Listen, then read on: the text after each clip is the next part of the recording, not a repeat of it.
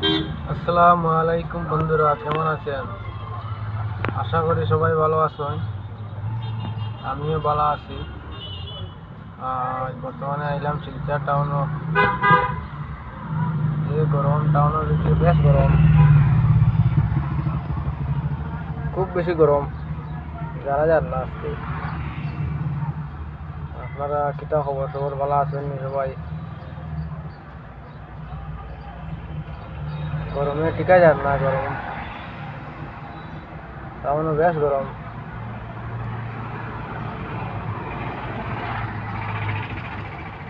শিলচর টাউনও আইলাম লোড লইতাম করিয়া। মানে দেখা যায় টাউনটা একটু ঘুরাইয়া।